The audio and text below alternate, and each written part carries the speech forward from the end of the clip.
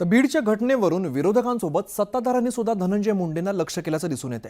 या घटनेतील आरोपी वाल्मी कराड धनंजय मुंडेंच्या जवळचा आहे, त्यामुळे मुंडेंनी नैतिक जबाबदारी स्वीकारत राजीनामा द्यावा अशी मागणी संजय राऊत यांनी केलेली आहे। त्यानंतर धनंजय मुंडेंनी राऊतांना प्रत्युत्तर दिलंय।